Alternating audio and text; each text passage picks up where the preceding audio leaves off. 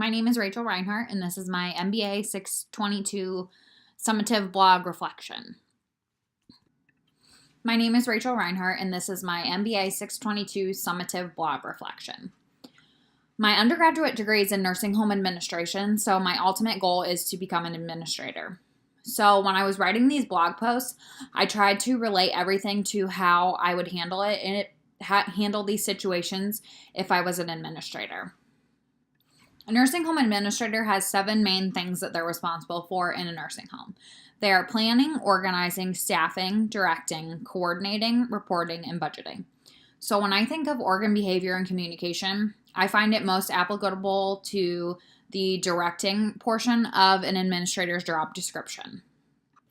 The first blog post I want to reflect on is your management styles. So I really haven't had much experience being a manager.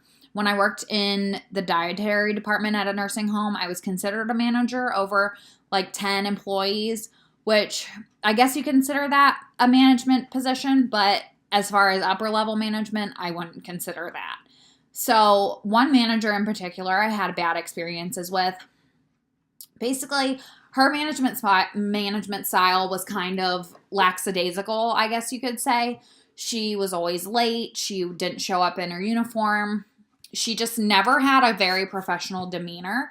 And as an employee, I noticed that other employees found it hard to show up for work on time and show up in their uniform. They would start having messy hairstyles, having dirty shirts. But it's like, why should they care about their appearance when their own boss doesn't? So I think as a manager, it's really important to set an example for what you expect from your employees. So another manager I would like to talk about that kind of helps me mold what I don't want to be as an administrator is actually a administrator that we had previously. He has since left the company, but he had a lot of favorites and he made them known. So people who weren't on his favorites didn't feel comfortable talking to him because they didn't think that they would get their questions answered or get help. And he also didn't make himself known to our residents, their families. He kind of just hid in his office all day. So learning from him, I realized that it's really important as a manager to know your staff and know your clients. When you can walk by your staff and call them by their first name, ask them how their children are, sound generally interested in their life, it goes a long way. And he never really took the time to learn residents' names, employees' names, and that was really noticeable. So we have since gotten a new administrator, and she is really someone that I see myself wanting to learn from. She really cares about the residents. She's trying so many different things to better their quality of life. Not only for the residents, she is caring towards the staff. She is trying so many things to improve staff retention. Like, we even started a staff retention committee. And we've had a lot of difficulty with turnover in the past. So seeing someone come in and really try to make everyone a lot happier, like improve staff morale, is just such a breath of fresh air. She also doesn't play favorites, which is awesome. She treats everyone equally. She has a non-biased opinion. She comes in, lets you present what you need to present, and she goes with it. It's not a matter of if you're her friend, if you know her outside of work. None of that matters, which I think is a great quality to have as a manager, because you need to have that line to treat everyone fairly. So another blog post I want to talk about is the personality tests. We did the Hexaco personality test, and for the most part, I agreed with it. It said I was high in honesty and humility, as well as emotionality. So when I think about using these as a hiring technique, it kind of bothers me, actually, because I don't think you can make those kind of judgments based on how someone scores on a test. In order to know their personality, you really need to meet them face to face. I think as far as if you're doing a mass hiring and you want to weed out the candidates who just aren't qualified at all, maybe you could go with a personality test. But as far as making a final decision, I definitely don't think that that's appropriate. So another big topic of discussion, not only in our blogs, but in class, was communication. So the one blog post I remember was about nonverbal communication, which I think is something that happens all the time. I mean, we use email, we use text messaging, but as far as important conversations that you need to have in the workplace, I think those need to be face-to-face.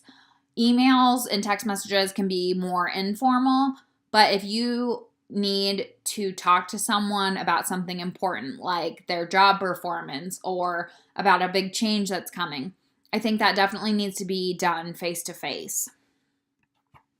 I also think that body language has a lot to do with the way someone perceives you when you're communicating with them. I remember when I was in school, the teachers would always say, make sure you look someone in the eye, make sure you stand up tall. And I never realized until I got older how important that actually is. If I'm talking to someone and they're looking around, if they're slouching, if they're not paying attention, if they're doing something else, that definitely changes my perception of the conversation. I haven't really had a lot of experience with intercultural communications, but one circumstance in particular I can think of is when a girl this happened recently, she came to apply for a job and she was deaf. So it kind of shocked me at first because I didn't realize, and when you talk to someone, it doesn't usually matter if they have their head turned, they can still hear you. But with her, I had to make sure I was looking her in the eye. I was speaking very clearly. But I think that is a really important thing to have experience with, because especially working with the older population, their hearing is not the greatest. So it's really important to present yourself in a way that is respectful and not yelling or making faces, just talking to them normal, but making sure that you're looking them in the eye and you're enunciating. So another intercultural communication example I have is we have a couple residents who they are from other countries natively. So when you have Alzheimer's and dementia, when you get older, you tend to revert back to your native language. So we have a few residents that aren't able to communicate their needs in a way that the staff understands. So I think it's really important to have a general knowledge of other cultures, because it's really difficult for someone with dementia to make their needs known if they're not being understood. The last major topic I want to talk about is groups. And when I was going through school, I never really liked working in a group. I always thought it was kind of annoying. I always would rather just do the work myself and know it was going to get done and know I got the grade that I earned, not based on someone else's performance. I wasn't waiting on someone else to complete their part before I could do mine. I just always preferred to work individually. So as I've gone through college and into my master's program, I've realized that group work is definitely a part of life.